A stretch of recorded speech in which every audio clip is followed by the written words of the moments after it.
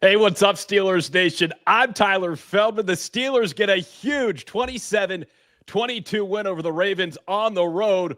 Was it a catch? I don't know, Jim. And I'm Ben Bobick, never a die. And I'm Wayne Gandy. I hate the Ravens. And I'm Chris Carter. We're getting you set up for your Victory Monday here on the Locked On Steelers Squad Show. Let's get into it. Wave those terrible towels. It's the Steelers Squad. Everything Pittsburgh Steelers every week. Breaking down all the big hits and game-changing plays from the Steel City. The way only the Locked On Podcast Network can. From the steel curtain to the next generation, the Steelers Squad Show starts now.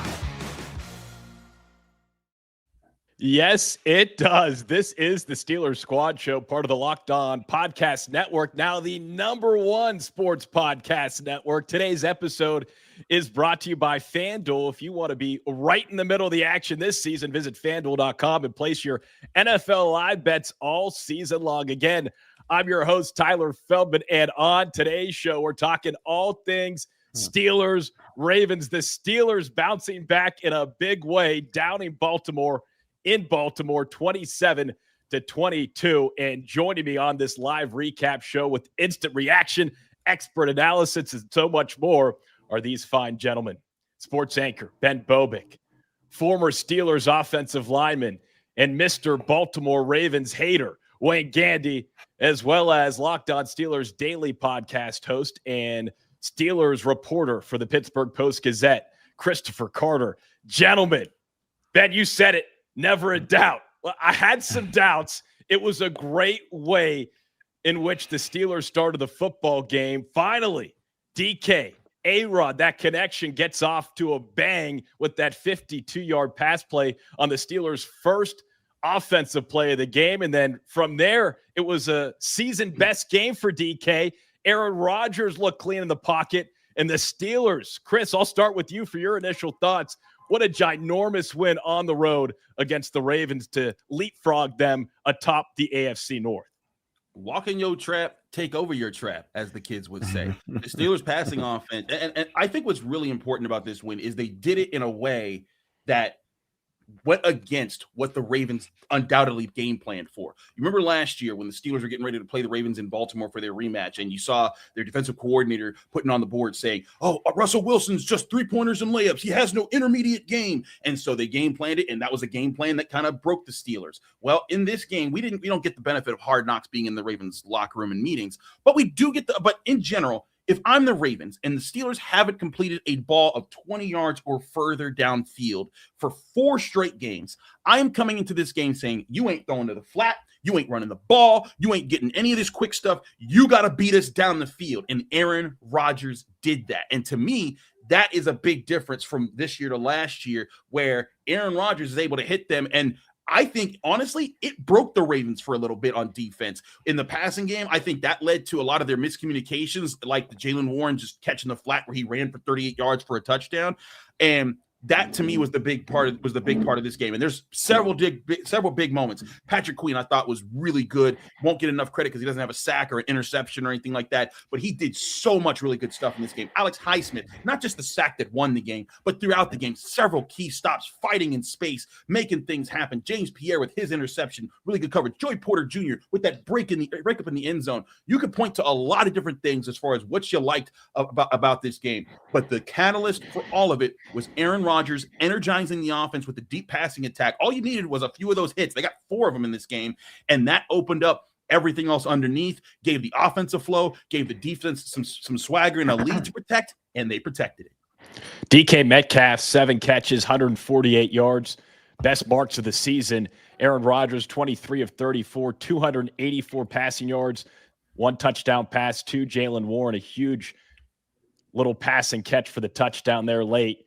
We'll get to that breakup in the end zone. Was it a catch? Wasn't it a catch? But Wayne, to Christopher's point, where's Zach Bryan? Because it was a revival of the passing game here today in Baltimore.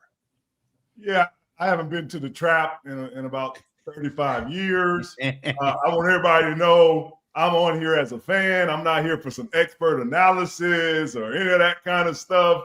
This is the first show I've ever been part of that I can be biased. And I am sitting here so happy that we took this guy right here down today, that little dance, and we're going to celebrate our 25th year.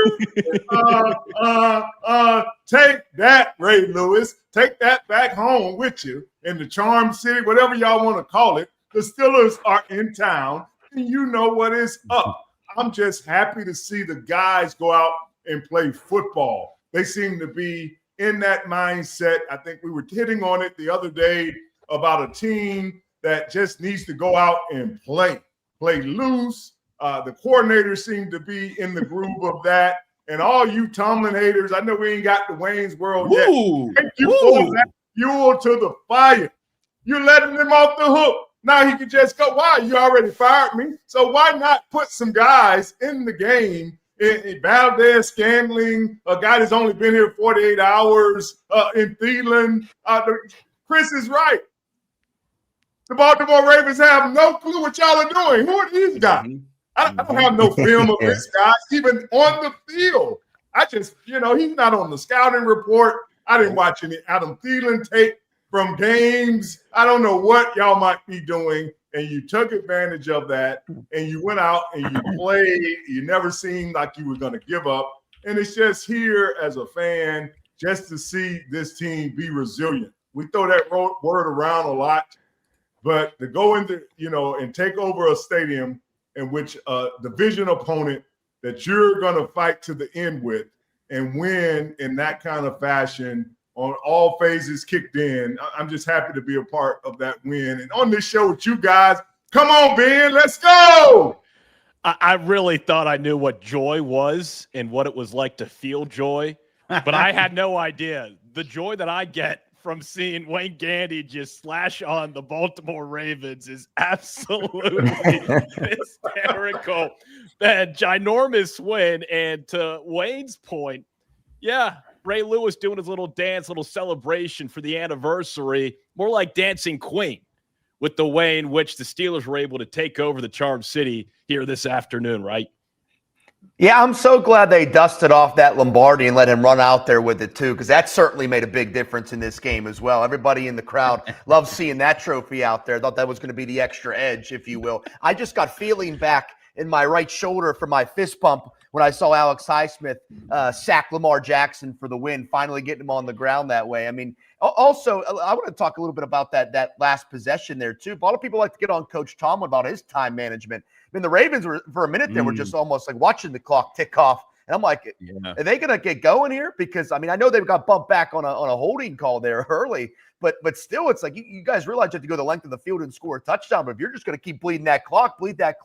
The Pittsburgh Steelers came today and played Pittsburgh Steelers football. They were energized. They were playing great assignment football. They were accomplishing what they set out to do. And we talked about it this past week. The Steelers, and I obviously was mentioned in regards to Pat Freiermuth in the Bebo's Best segment from Wednesday. But hey, the Steelers like to do like to come out and do things that you say they aren't doing. First play of the game, and Aaron Rodgers drops it in a bucket to DK Metcalf. And it's like, well, there it is. The deep ball has returned, and I do think guys like Adam Thielen and MVS made a difference today, because those are just more weapons you're putting on the field that the defense has to account for. I mean, now Adam Thielen just got here in the middle of the week. He's going to become a much bigger part of this offense and this game plan as he gets more acclimated with the team. But you got those guys on the field. You have to account for a guy like Adam Thielen. I mean, he's a multi-time Pro Bowler. He's a great receiver in this league. He still has some left in the tank as well, and I think that played a major part in it. And that's just a win all. Anytime you win in Baltimore, it's always a big deal as well. And obviously at this point in time, I love the leadership from Aaron Rodgers, man. You could tell he just had the juice today. This was one of his best games in a Pittsburgh Steelers uniform. He had the juice today, and it ultimately led the Steelers to victory. Aaron Rodgers' first rushing touchdown in 3+ seasons. It was his first rushing touchdown as a Steeler. You got the discount double check with the belt. It was great to see that enthusiasm, the leadership. Hey, let's go back to 8th grade for me. I had just eaten potato patch fries on Upper St. Clair Kennywood Day. Then went on the Phantom's Revenge with the girl I liked, sitting next to me. you're going up and down. You're up and down. I get off the ride, and I feel like I need to puke, and I did puke. It was a disaster. It was a disaster. And that was me last week, watching that Steelers game, puking after the up and down, up and down. This week, much different. Let's take out the potato patch fries. Clean as a whistle, the way in which the Steelers went on the road today. Chris, we have to go to that late catch, no catch dilemma at the end of the game, which obviously favored the Steelers, likely gets it tipped out by JPJ. Was it a catch? Did he get enough? I don't know. It was very close. You heard Jim Nantz and Tony well, I don't know, Jim. I don't know, Jim. I don't know. I still don't know. But they said no touchdown. But by the rule, it was not a catch. You're supposed to possess the football. It doesn't matter if you're in the end zone and make a football move. Isaiah likely had 2 feet down, and as he was trying to put the third foot down, he dropped the ball. And he just lets it go. And it's just kind of like if that is ruled a catch, there's a whole lot of other catches that need to be brought up. And frankly, I thought, for all the complaining John Harbaugh made about that, the Ravens got away with a lot of stuff in this game. Right, like the Zay Flower catch down the sideline clearly bobbles the ball. His hand comes off it while he's out of bounds, laying in on the sideline. That shouldn't have been a catch. There were the multiple defensive pass interference penalties on Joey Porter Jr. And hey, if you're going to call it, fine. That's fine. But Marlon Humphrey doing the same thing every single play to DK Metcalf, just grabbing, pushing, pulling. And I'm just sitting here and I'm like, it's one-sided there. And so for John Harbaugh to complain and to try to put the game on that play when it was not a catch by the rule, even Gene Steratore confirmed it after the game. I'm sorry, cry me a river. You got a lot of things to go in your favor in this game, and you lost at home against a 42-year-old Aaron Rodgers, who, on top of the leadership, Ben, how about the effort he made to catch that batted pass and to possess it, get down with his knees, complete the play before it gets ripped out. If he doesn't do that, they probably lose this game. Eugene Joseph Steratore, the pride of Uniontown. Get a little shout out on the podcast here today. Wayne, did you think it was a catch, or is what Chris is saying by rule, it was the right call? Yeah, it's the rule. I didn't think it was a catch. When, a receiver is on the sideline, he's tapping both feet. And how many touchdowns have been taken off the board that the ball moved when he landed? Yep. Or, one step out of bounds. So it's the rule. And I think that sometimes with these replays, we try to analyze it too much. What is the rule? And it goes in your favor sometimes, and sometimes it hurts you. In this situation right here, Lively, from this point on, you just pull the ball in and hold it, other than trying to do, like most receivers. Jaylen Warren right there slowed up on the touchdown like he's a 4.2 speeder. Run on in the end zone. Let's get the touchdown, get this win. But back to your question, I thought that the hustle, knocking the ball out, if the rule is through the process of holding the ball, then that's what you have to do. You didn't make a football move. You did get the 2 feet. I thought it was the proper call in the game. Ben, proper call? Yeah, they nailed it with the rules. I always my fiance Jessica always does it, and she says it in a joke. And when I'm sitting there, and oftentimes I'll complain about different calls in different games, and she's like, Ben, they're trained for this. They know what they're talking about. So I'll say what Jessica usually says. You know what, guys, they're trained for this. They know what they're talking about when it comes to the rules. So you just have to revert to them. So, and you know what? In this case, she's right. She's right.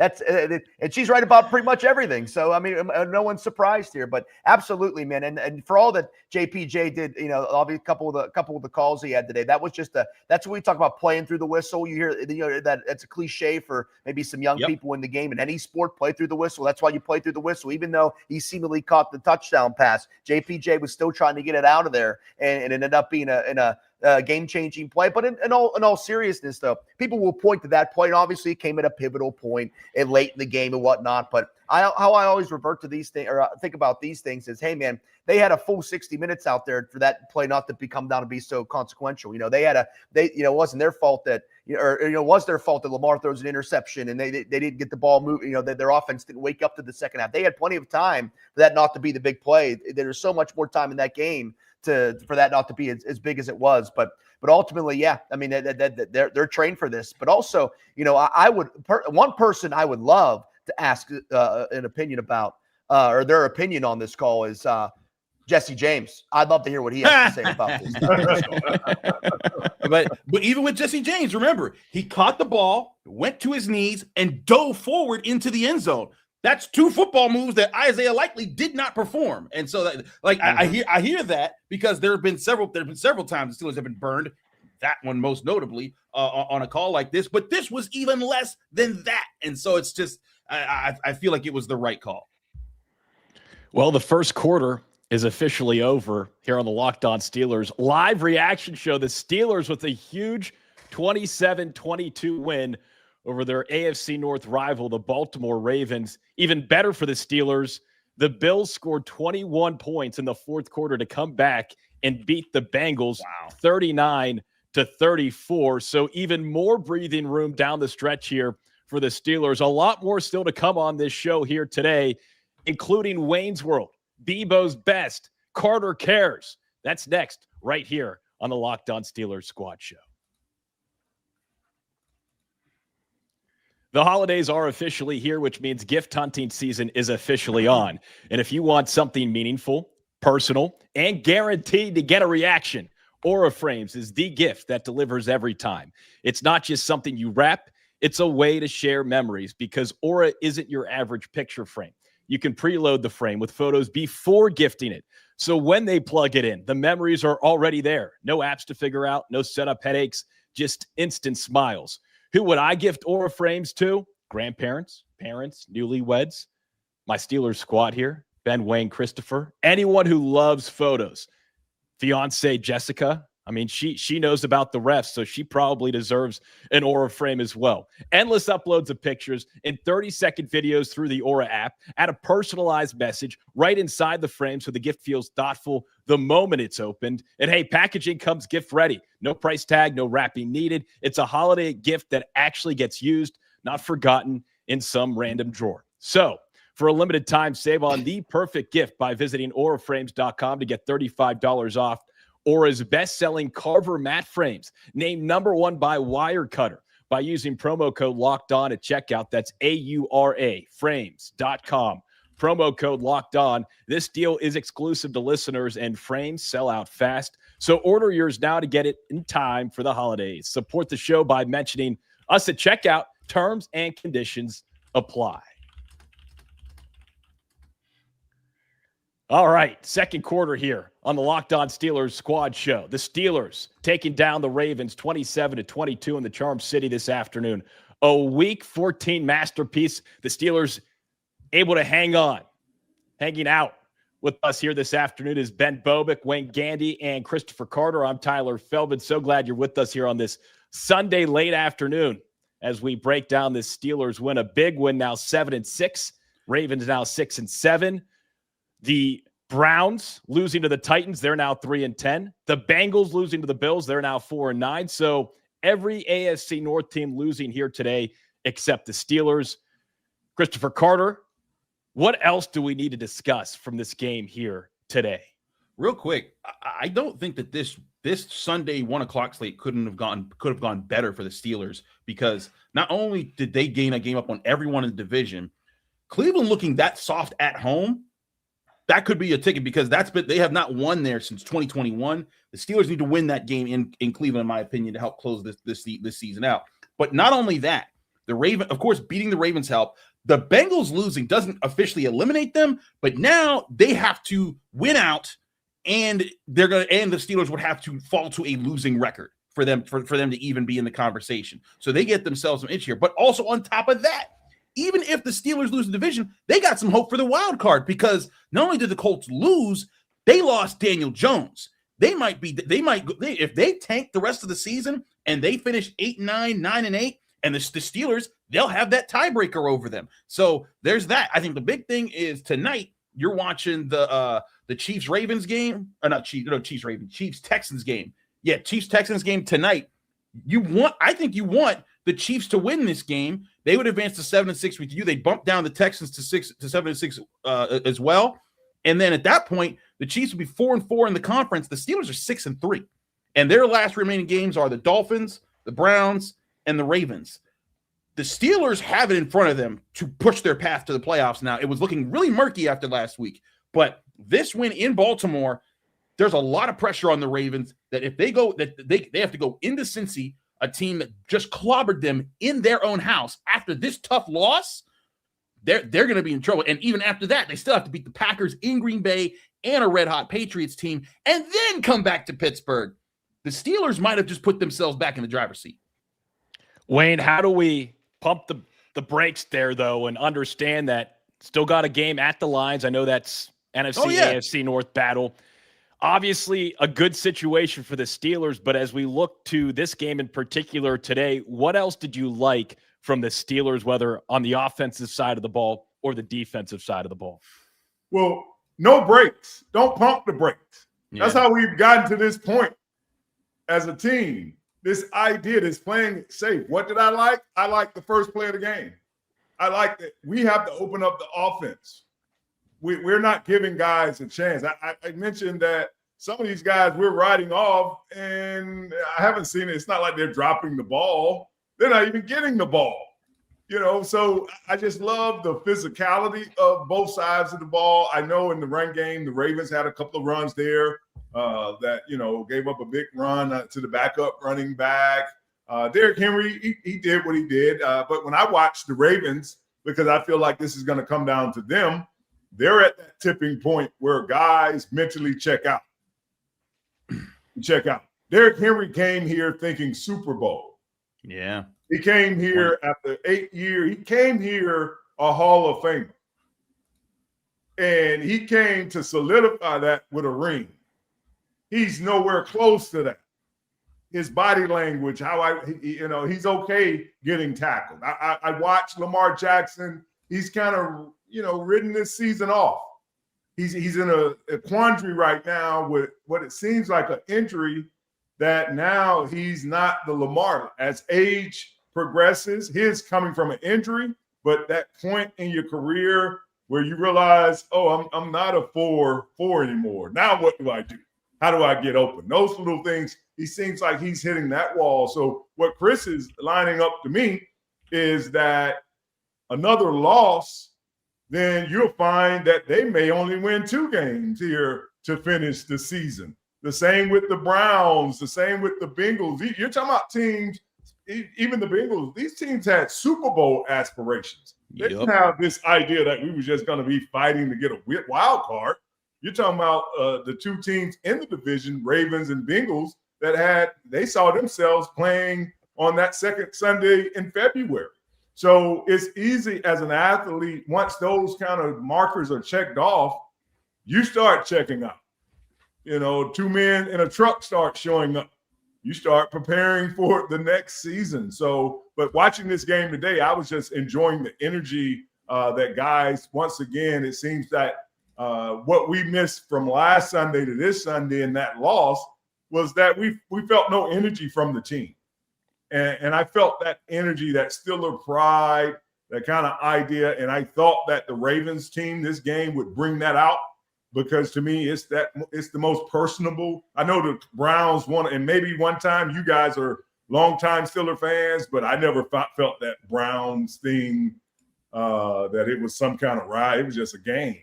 Really, the Browns were trying to make it like it was some kind of Hatfield and McCoy. But yeah, really pretty much.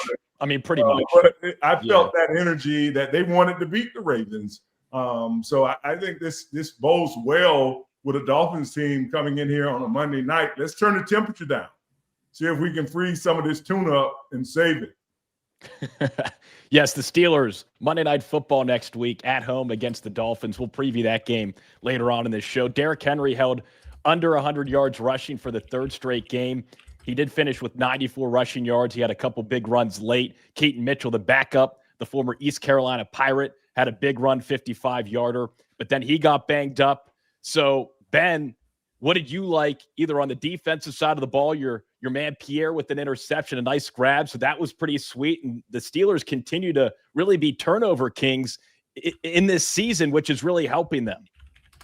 Absolutely, man. This was In terms of the physicality, was vintage Steelers Ravens. I mean, how many guys went out with being evaluated for a concussion in this one? I mean, that was one thing that was hopefully heavy Darnell today. Washington's okay.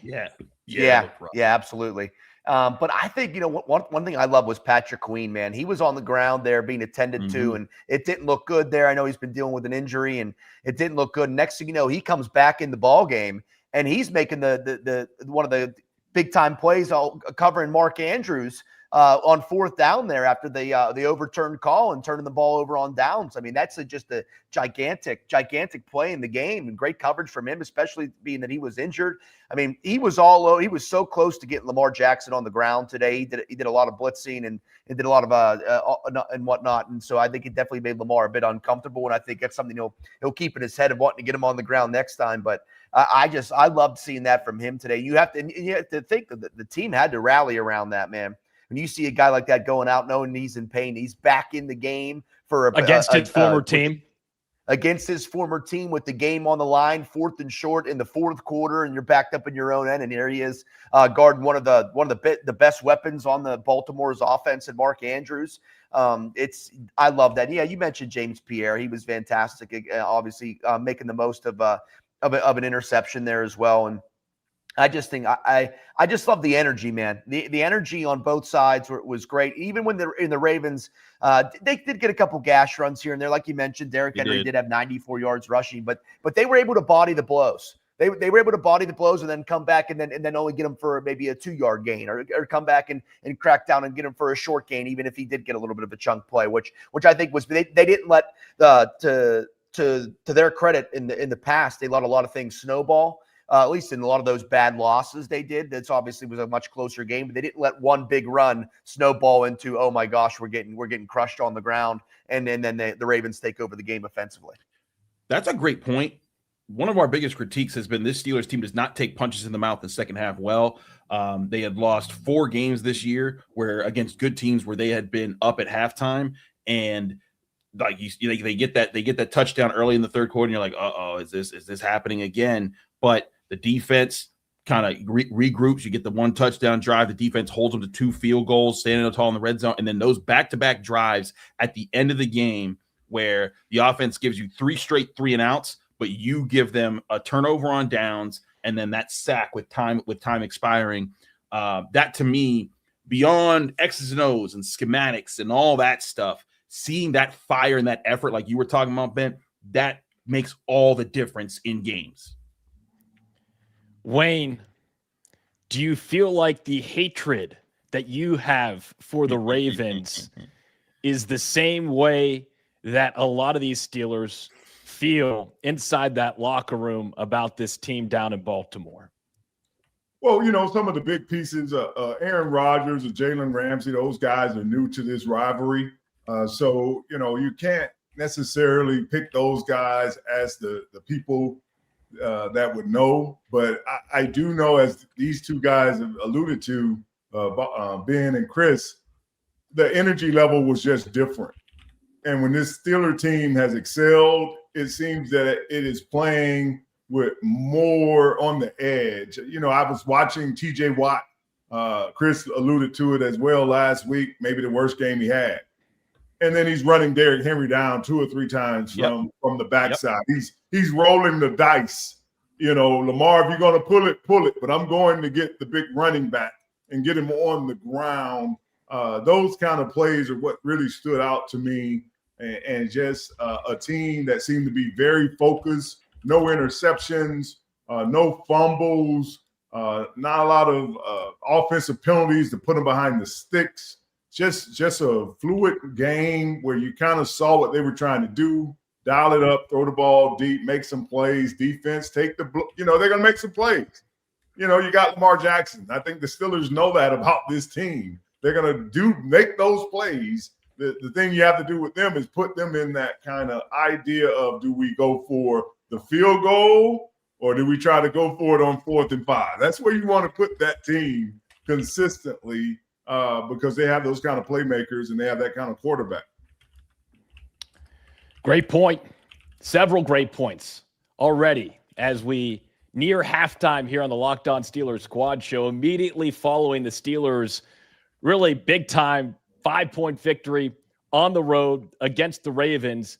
When we come back here, the third quarter, we will have Wayne's World, Bebo's Best, Carter Cares, a trio of segments in one segment, a 3-in-1 right here on the Squad Show right after this.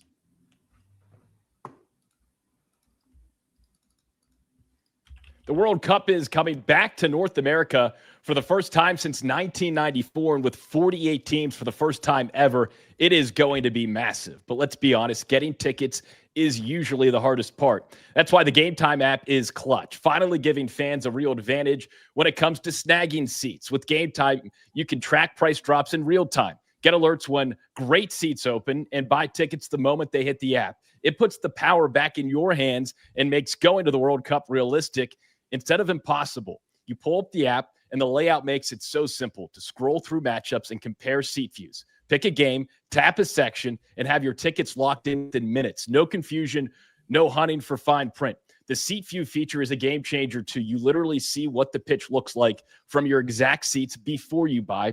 And prices include fees up front, which I love because there's no last-second surprises at checkout. Alerts for teams and matches make it easy to grab tickets the moment they drop instead of missing out. So take the guesswork out of buying World Cup tickets in every match, concert, or event with Game Time. Download the Game Time app, create an account, and use code LOCKEDONNFL for $20 off your first purchase. Terms apply. Again, download the app, make an account, and use code LOCKEDONNFL for $20 off. Swipe, tap, ticket, go. Game Time. Second half, third quarter, quenching thirsts here on the Locked On Steelers Squad Show, following the Steelers' huge 27-22 victory in Baltimore here. Week 14, a success, a big bounce back for Coach Mike Tomlin and his Pittsburgh Steelers. All right, let's start with Bebo's Best. It's Ben Bobick, B-E-B-O, first, last combined. It's Bebo. Bebo, who was your best here this afternoon?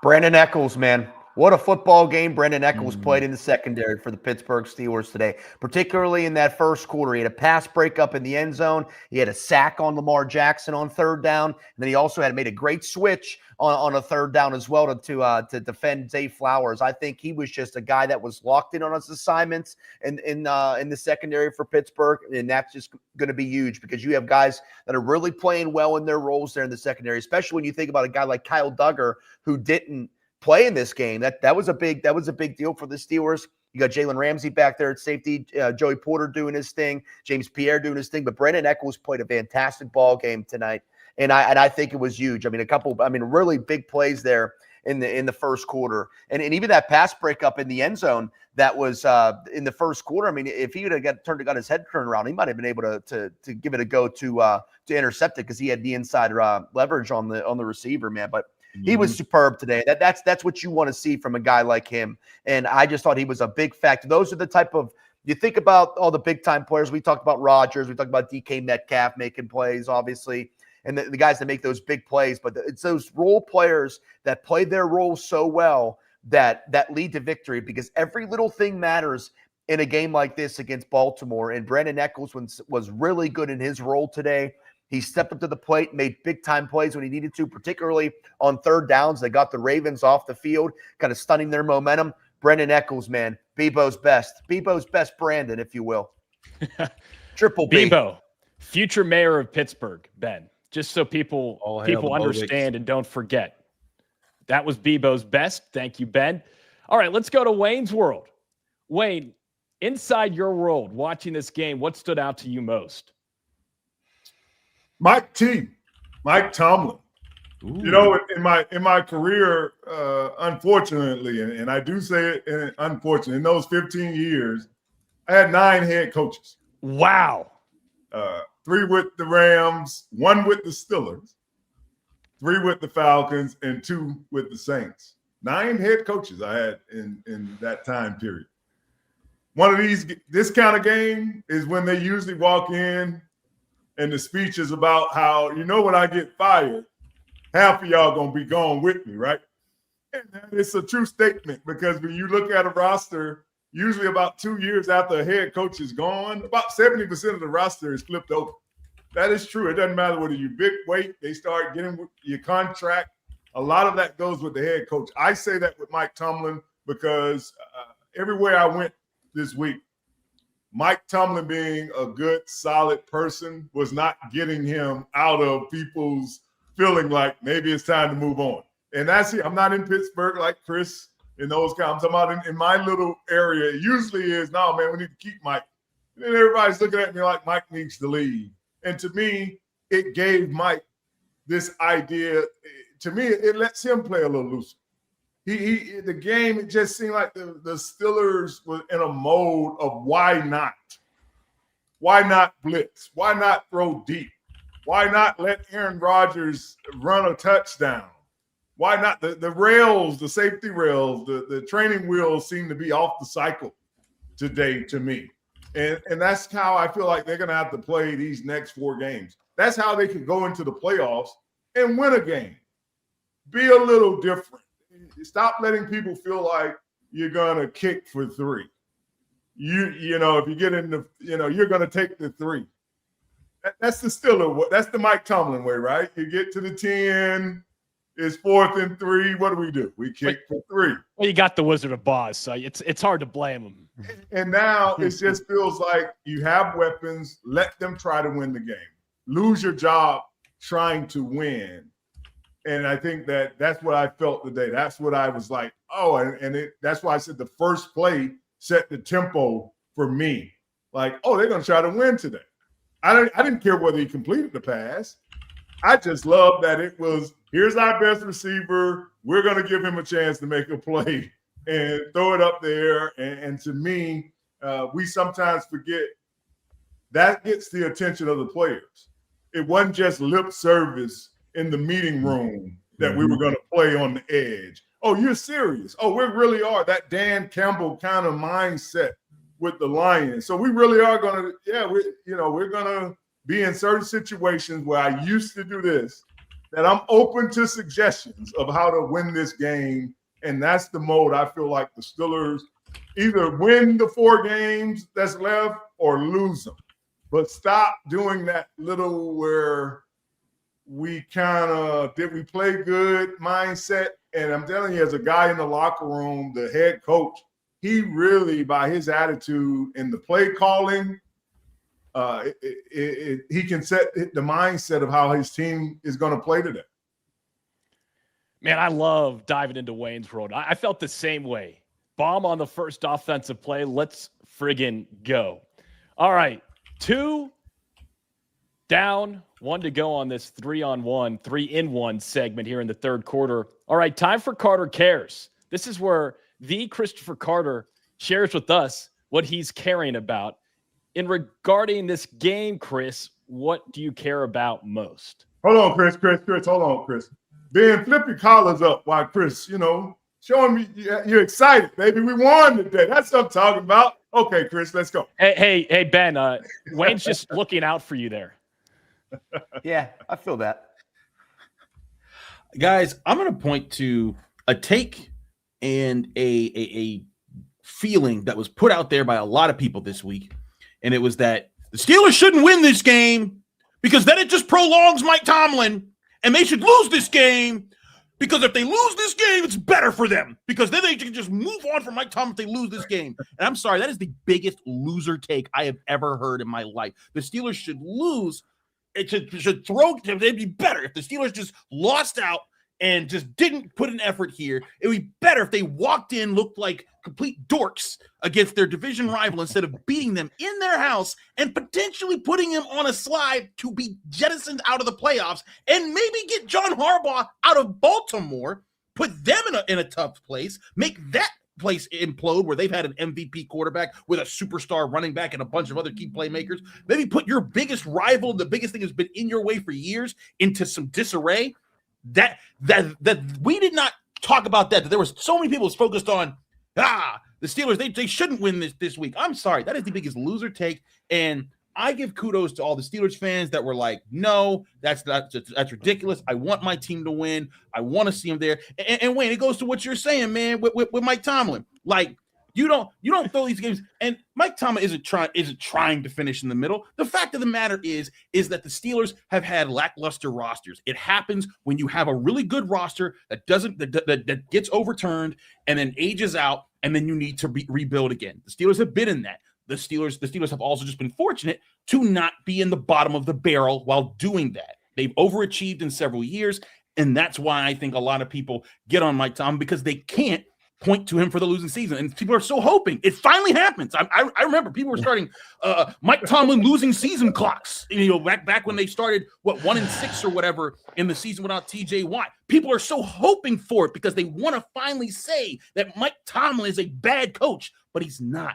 He's a future Hall of Famer. And even if they do end up losing out this season, that we can cover that then. That would be 18 straight years without a losing season. And he has a Super Bowl and 2 AFC championship games. But to try to wish for it and will it because you just want it, it's not about the Steelers. You don't actually care about the Steelers. You just don't like Mike Tomlin, and you just need to admit it if that's your take.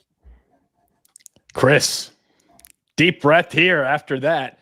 Now, I'm kind of raise my hand. Bro. I'm not wishing for the Steelers to lose out. I wasn't part of that faction. What I will say is, regardless, I wasn't calling you out, Tyler. No, I know, but I've had those thoughts. I've had those dreams. Like, what do the Steelers look like without Coach T? And sometimes I'm like, oh, this could be exciting. Sometimes I'm like, well, let's pump the brakes. I do think, regardless of how things play out, there still needs to be some foundational refresh with how the Steelers evaluate after a season and see where things are at. See where Coach T's at with everything. And see where the front office is. And then Mike Tomlin's not getting fired, but he does have, I was reading a couple articles this morning about his options coming up. It'll be interesting to see how things play out. But for today in particular, a big win in Baltimore. And I think that's what matters most. There's still a lot of season left. It's a small window, but it will be interesting to see if the Steelers can really keep their foot on the gas. No brakes, as Wayne says. That's a dangerous way to drive, Wayne. I recommend getting your brakes checked every now and again, just in case. But for the Steelers here, driver. even in Charlotte, it depends on the course, right? Roval course, you might need your brakes a little bit. You don't want to just there's some turns, all right? It's not just one big left turn, Wayne. Okay, you're down. Can't bring Wayne back after a Steelers win over the Ravens, baby. He's going full pedal to the metal, all speed. A reminder, if you're just joining us, Wayne Gandy hates the Ravens, and so people need to understand that. Bebo's best, Wayne's world, Carter cares, all brings a lot of great insight into the Steelers organization, so I appreciate the three of you gentlemen. We've still got one more segment left here on the Locked On Steelers Squad Show, the fourth quarter. It's up next. We'll be talking about that next week. Week 15 on Monday night at Acrisure Stadium, under the lights, Joe Buck, Troy Aikman, the tandem in the booth. I don't know, Jim. We do know that it'll be another big game, an AFC battle in Pittsburgh next week, and we'll preview it next right here on the Locked On Steelers Squad Show. NFL Sundays move fast, one big play, and suddenly everything feels different. That's what makes live betting with FanDuel so exciting. You're not just watching the game, you're reacting to it in real time. With FanDuel, you can place bets as the action unfolds. Every drive, every momentum swing, every single highlight moment. Live betting is the best when the game starts to shift, a receiver gets hot, a defense tightens up, or the momentum flips after a turnover. FanDuel lets you jump into the moment. Live spreads and money lines adjust instantly. Player props update as guys heat up. You can bet next touchdown scores, drive results, totals, and so much more. It keeps you locked into every snap, every drive, every possibility. So if you want to be right in the middle of the action this season, visit FanDuel.com and place your NFL live bets all season long. FanDuel, the game moves fast, and so can you.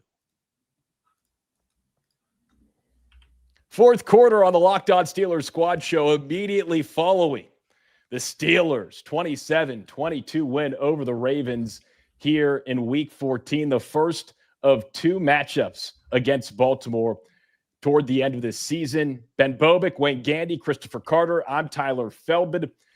So glad you've been spending an hour with us. The final 15 minutes here on a Sunday late afternoon. So the Steelers, they're now 7-6. Every other team in the AFC North lost here today in Week 14. So now it's Monday Night Football. That's next on the schedule. At home against Miami. Chris, what do we think? What will the extra rest do for the Steelers? And how do you see this one, at least after what we saw today, shaking out against a Dolphins team that's been all over the place this season? The Dolphins, I thought the Devon A-Chain was out of the game, but Mike McDaniel said that he could have come back, so that'll be something to watch next week. The Dolphins have resurrected their season, man. Like, they were looking down and out. There was a lot of talk about firing Mike McDaniel. I mean, heck, they were 1-6 at one point, 2-7 at one point, and now they've got 4 straight wins. Granted, 3 of them are the Commanders, the Saints, and the Jets today, but one of those is against the Bills, and they're hot. And they're a team that has a not an old quarterback, but a younger quarterback in Tua. They're trying to find the belief in themselves. And so now you as the Steelers, you just stopped the red hot Ravens team. Now you got to stop a red hot Dolphins team. But this is also a Dolphins team that historically has not played well in December, that has fallen apart in the cold temperatures, like Wayne was joking earlier. You want to turn those temperatures down, make it an ice bowl out there. But in this game, this is an opportunity for the Steelers where if they win this game, they will get a boost, because whoever loses Bengals Ravens that'll have happened that Sunday, they can pick up a game on whoever that is.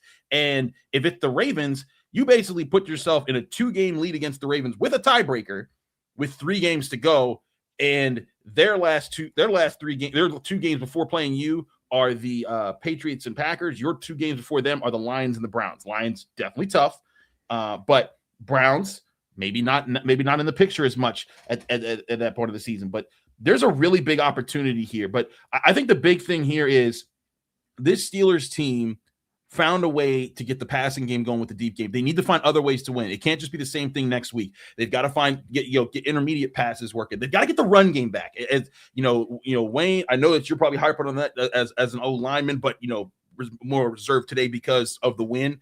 But you can't win every game like you just won. And I think that's what good teams do is, or what the best teams do is, they find different ways to win. And if the Steelers want to be a good team this year, they need to find different ways to win. And they have. There's times where they've run the ball well. There's times where the deep pass balls worked, like today. There's times where the short passing games worked. There's times where the defense has led the charge. But you need to see something else poke up its head next week, and maybe it can just be that run game that was just non-existent in this one. The Dolphins beating the Jets 34-10 today. Brady Cook, the rookie out of Missouri, starting for the Jets, finishing 14-30. Intercepted twice, sacked 6 times.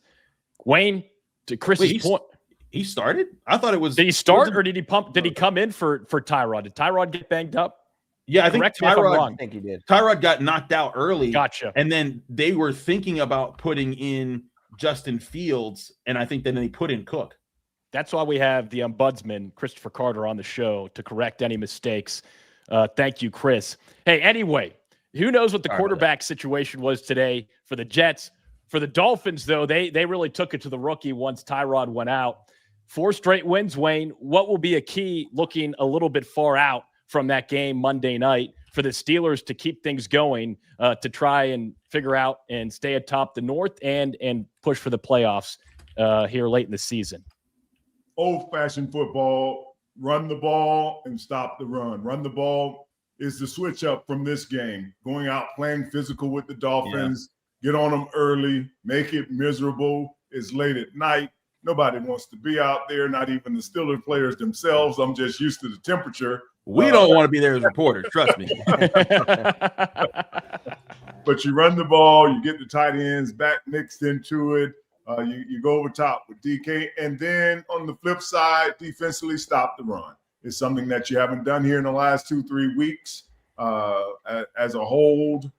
You got to fix those gaps. This is a great opportunity, and you want to make the Dolphins Tua beat you throwing the ball. Tua Tagovailoa, to me, his arm is late in the season. It's cold. It's a solid arm, but it's nothing great. So you imagine it's night, it's cold. It's not going to be a lot of fire coming out of it. In my opinion, it would have to be a lot of broken tackles, something the Steelers today did a good job to me tackling people when they got there. So to me, it's just one of those embracing the moment. The coach is talking about, here's the opportunity. Here's a win where it gives you that space to lose. However, and you don't want to talk that way, but it does. Here's a game that you are capable and should win, and it sets up and it puts a lot of pressure on who's chasing you. It solidifies where you can go, and you feed off the energy of that. It's at home, and it really puts a lot of cards in your hand if you go out and take care of business. And it's one of those things. That's why I say old school football, no kind of secrets. Get the big heavy package out there, run downhill at them, and make Tua offensively have to beat you with his arm. He's not a big scrambler anyway, but feed into that. It's going to be a cold game. It's at night, and you're playing a quarterback that is not he doesn't have that explosive of an arm. So take away their run game and make him beat you. Not too long ago, the Dolphins were 2-7. Again, they've won 4 straight. Chris said that. So, Ben, with that in mind, does anything actually scare you for the Steelers about facing Miami? Or is this something where Pittsburgh, after today's win against Baltimore, they should have everything they need to get another win next Monday night against this Miami team? Yeah, I mean, any given Sunday, in this case Monday, you could get beat in the professional ranks, Ben. But I just want to see the Steelers build off this. I mean, it felt like their offense sort of woke up a bit today. I know Chris mentioned the run game, and they sort of made their bed with the passing game, and they had to lay in it for much of the game here. And I do think the addition of Adam Thielen, I think, could make a big difference. That's a guy that's on the field, man. The defense has to keep track of. He could beat you in so many different ways. He's a veteran presence. He knows where he's going to be in the right spots. He's going to make the tough catches. And I think that's where they can maybe, Chris mentioned, unlocking that intermediate passing game. And I think Adam Thielen could be a big part of that as he gets more acclimated with the offense. But you just want to see them take that, at least when it comes to the offense, continue to build off what they were able to do today, because I think there was a lot of good with the offense. I think the running game will come along. I think it's just sort of how the cards fell where they made today, and they just had to roll with the punches. But and then on defense, man, Tua really doesn't intimidate me too much, to be quite frank. I mean, they just have to get after him, and I think it could be a really big game for the defense. The defense certainly leaving this one with some swag, obviously beating a team like Baltimore in Baltimore, and I think if they could just get after the quarterback, they could feast in a game like that, especially if it's a little bit of a chilly weather. Get that December feel in Pittsburgh, especially on Monday Night Football. And then you bring in the Steelers' dominance at home on Monday Night Football. That's going to be, I'm sure, going to be talked plenty about this week and leading up to it. They have a great record at home on MNF, and I think that it's just you have a real opportunity here to take that next step and continue to build. We talked about I talked about it probably a month or two ago. You want to see them continuously get better through the season. Obviously, it hasn't been too good for the last month, but a good road win like this against Baltimore, where you showed some stuff, and if you could just build and continuously get better, this is the time to do it in December as you build towards a potential playoff spot. So it's Miami on Monday night next week. As we wrap up this show here late this afternoon, Chris, we'll start with you. Final thoughts from today's 5-point victory in Baltimore as the Steelers continue to push down the stretch. I think the Steelers team still has a lot to prove. But I think one of the things that we needed to see from this team was fight. It was something that Cam Hayward brought up after the Packers game. It was something I think we did not see enough of in the Chargers and Bills losses. I think we saw it in the Bears one. But I think those were worried signs that maybe this was the year that there was just not enough gas left in the tank. And the Steelers came out and showed that there was, and that they are not done. They are not defeated. They respond to what Mike Tomlin's saying. They need to keep doing that. It can't just be a one-off. It can't just be a thing that's just this week. They need to keep doing that, like Ben said, and build. Even if it's not necessarily a win next week, they need to win these last 2 AFC North games. I think those are if you were to win, you got 4 games left now? If you were to win 4 of those games, get you to 9-8, you win the 2 division games, I believe that would clinch them into the playoffs. Actually, yes, it would clinch them into the playoffs and would clinch them a home playoff game. So That is what you're trying to focus on right now. Build on that fire. But I think it's a very good sign that you're seeing that and that belief in this team that they have, despite all the noise, despite all the yelling and all the everything, they are out. They are able to focus and find the will and the fight within themselves. I thought it was really interesting. Vince Williams, who's worked with the team as an assistant still, former Steeler guy, was in the 2010s teams. He said last night, he tweeted out, "We are going to win out." And I was just like, okay, Vince, do your thing. But when you get a win like that, that's not Vince just saying that because he's just feeling it. There's a vibe in the locker room. And a win like this can kickstart things. In fact, the Super Bowl that this team won with Bill Cowher, that team was 7-5. This team is 7-6. They got a win against the Bears, and they rode that momentum, played some not so great teams after that, but they rode that momentum into the playoffs where they played hot football and they won the Super Bowl. I'm not saying this team's doing that. I was going to ask you. It seems like not that's put words in my mouth. I'm not saying like this team's a Super Bowl. Kind of seems like that's what you're saying. No, it's not. Don't you do that to me, Tyler. But I am saying I do think this team can get hot and win this division and win a playoff game. And I know that for many people after the last 5 or so weeks, that might have looked impossible. But winning is such a thin line in the NFL. And this team found it this week. They need to keep hot and keep finding it next week. Wayne, final thoughts. I think offensively, I just want to see them continue to mix it up, move the ball around. I love the way Gainwell and Warren, they still have a little impact, even if it's not from running the ball, catching the ball. I think between them, they had about 8 to 10 catches today, made some nice yardage. I think there's a lot for Arthur Smith to dab in, to change up enough offensively to throw teams off week to week. And you're dealing with a lot of veteran guys that you can do this with. Jonnu Smith and Thielen, Marquez Scantling, all those guys are veterans. So I'd like to see him continue to feed into trying to be unpredictable and using different guys, week to week. Someone else be the hero, play a bigger part in the offense. And as I've been saying this show, just more of a why not attitude. Why not try it? Why not air it out?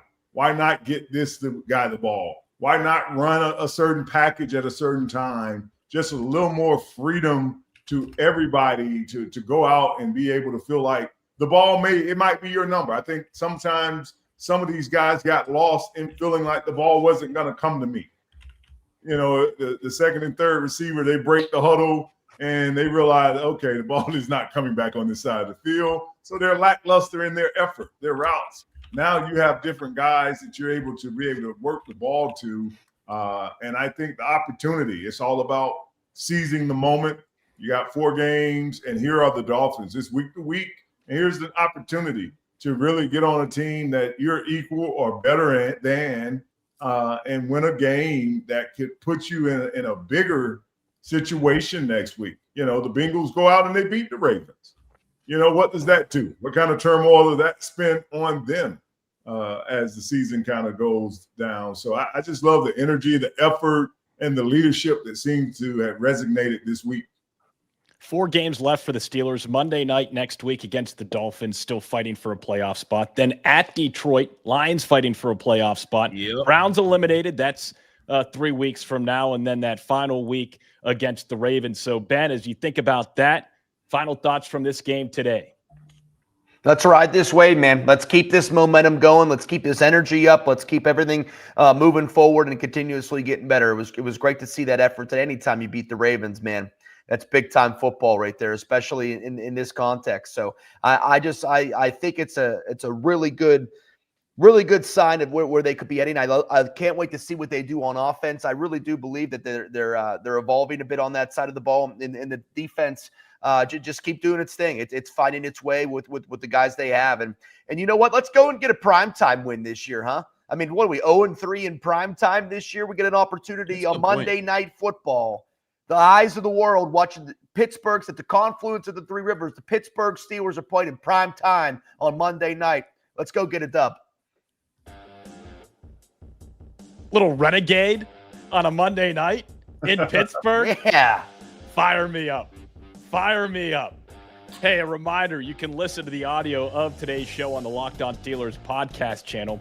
Also on that channel, Christopher Carter, his daily Locked On Steelers podcast. Looking forward to those episodes this week.